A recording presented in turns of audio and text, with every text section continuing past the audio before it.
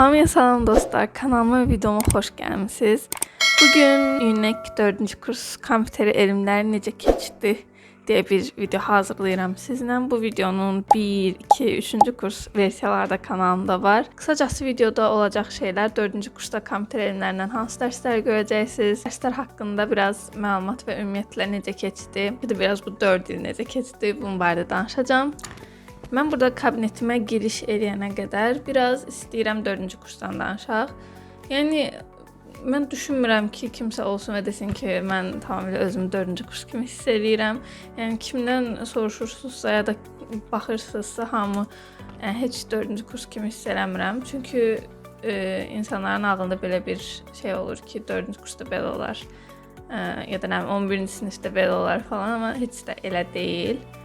Buraya yazacağım mən dərsləri. Birinci olaraq bulut texnologiyaları fənni var. Bulut texnologiyaları fənnini mən bəyəndiyim bir fənn oldu bu il. Həm müəllimin izahını çox bəyəndim və doğrudan müəllimimizdən yeni bir şeylər öyrəndiyim bir dərs oldu. Bulut texnologiyalarında ümumiyyətlə bu bulut texnologiyalarının qurucuları, hansı o böyük şirkətlər var onlar. Bu necə bir texnologiyadır? Verilənlər harda saxlanılır? Necə olur? Fiziki server hissəsi ayrı olsun. Ləri filan var. Bunlar haqqında çox geniş məlumatınız olur. Bu texnologiyaları providerlərinin başqa xidmətləri də var ki, siz məsələn onlardan istifadə edirsiniz. Google Docs, Google Slides, nə bilim Google Meet falan. Bunlar hamısı əslində biraz bulut texnologiyaları yönümlü bir şeylərdir. Və bunun imtahanı yazılı imtahan idi. Hətta biz bunun final imtahanını vermişik. Yəni birinci final imtahanımız buydu. Yəni okey, suallar falan da yaxşı idi. Daha sonra gəlib paralel və paylanmış hesablamalar. Paralel paylanmış hesablamalarda mənim ağlımda qalan, yəni ən azından cavab verdiyim dərslərdə ən qısa yolun tapılması, bir nöqtədən digərinə çatmaq üçün, ora ən qısa yolu tapmaq üçün olan alqoritmlərdir əslində bunlar. Yəni paralel hesablama və ya paylanmış hesablama nədir? Yəni bir əlimizdə məsələ varsa, biz onu paralel bir şəkildə bir neçə prosessordan yerinə yetirə bilərik və ya paylanmış şəkildə də edə bilərik. O prosessor onu necə alır, hansı alqoritmdən istifadə edir və s. Bu kimi dərinliklər var. İmtahanı olacaq, biraz riyazi yönlü imtahandır. Mən də riyaziyyat aram mükəmməl olduğu üçün düşünürəm ki, çox rahat bir şəkildə yazacağam. Daha sonra gəlir süni intellekt. Süni intellekt də əsasında yəni riyaziyyat olduğu üçün, biraz hətta riyaziyyatın dərinliyi olduğu üçün o qədər də şey olmadığım bir fəndir. Yəni çox belə sevib özümü yaxın hiss elədiyim bir fənn olmadı. Amma yəni səbəbi odur ki, mən onsuz da o sahə üzrə getmək istəmirəm. Yeni bir şeylər öyrənə biləcəyiniz bir fənn idi məncə.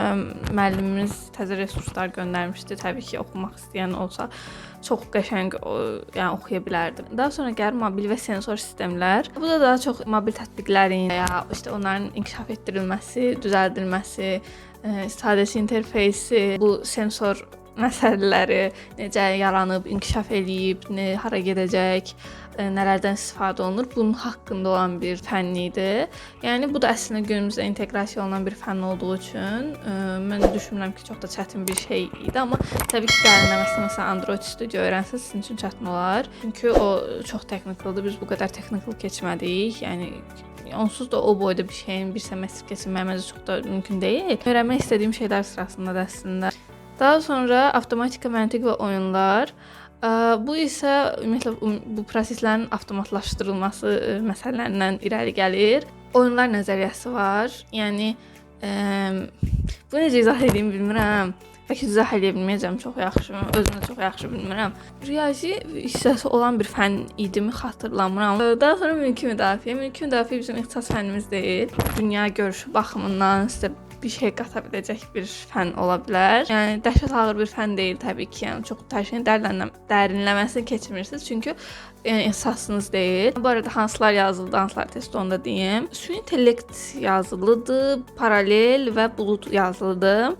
Mobil sensor testi, avtomatikada testi, mülki müdafiədə testi. Ümumiyyətlə bu ili, bu arada bu çox bəyəndim və yəni bu görünüş rejimini. Bəlkə bu cür bir neçə daha video çəkərəm. Çünki ümumiyyətlə video çəkmək istəmirəmmi deyim, bilmirəm artıq. Oturub danışanda çox professional bir şey çəkmək istəyirəm, ya da ümumiyyətlə çəkmək istəmirəm video. Onun artıq belə də olsun istəmirəm, yəni. Məsələn, bu şeyi bəyəndim, perspektiv, ona görə bir iki də video çəkəcəm. 4-cü kursu özətləmək gərəksə dostlar, mənim baxış bucağımdan, yəni dərslər baxımından pis değildi, amma çox özünüzü sorğuladığınız, gələcək sorğuladığınız bir dövr olacaq deyə düşünürəm. Çünki bəzi qərarlar verməlisiniz. Magistratura, oxumamaq, burada oxumaq, xaricdə oxumaq hansı mənə uyğundur kimi bir çox suallar verə biləcəyiniz bir dövrdür sizin üçün və mən ən azından bu tərəfdən baxıram ki, heç vaxt həyatımda bu ildən sonra bu olacaq, bu ildən sonra bura gedəcəm deyə bir planım olmayıb. Ki yaxşı da olmayıb, hələ də yoxdur. Amma güvənirəm ki, mən ən yaxşısı olacaq mənim üçün, eyni şəkildə hamı üçün. Yəni necə doğrudursa, necə olmalıdırsa o cür olsun. Çünki şeyə inanmaq istəmirəm. Yəni sırf burada verdiyimiz bir qərar, necə ki 11-ci sinifdə verdiyimiz bir qərar bizim həyatımızı tamamilə dəyişdirməməlidir. Eyni şəkildə bu magistratura üçün də keçərlidir. Universitet baxımından, yəni son ilim çox qəribə gəlir. 4 il çox tez keçir. Əslində keçmək də yaxşıdır. Yəni mən bitməyini istəyirəm bir yerdə. Çünki yəni fərqli bir mərhələyə keçmək istəyirəm artıq. Universitetin məncə bitməli olduğu yerdə sadəcə biraz tez gəlir. Çünki ilk il sizin doğrudan da özünüzü biraz başa düşməyinizlə, universiteti idarə etməyinizlə keçir. Çünki məktəbdən çıxmısınız, orada sizə hər şey dəqiq deyirdilər, amma universitet elə bir yer deyil. Özünüz eləməlisiniz çox şeyi. Və imtahan idi, oydu, buydu, yeni sistem, yeni müəllimlər, yeni dərs və s. bir sürü fərqli şey olur. İkinci kursda onu daha biraz üstünə qoymaqla artıq 3-də mən internshipdir, işdir, odur, budur, mən nə edəcəm, öyrənməliyəm bir şey, kurs falan. Bu arada bir sürü insanla əlaqə yaradırsınız, həyatınıza yeni insanlar girir, çıxır, yaxşı, pis bir şəkildə və çox təcrübə qazandığınız illər olacaq məncə universitet. Yəni mən universitetə başlayanda, indiyə baxanda bunu deyə bilərəm ki, əslində yəni bilirdim biraz nə etmək istədiyimi. Yəni əslində bilirdim bir baxımdan.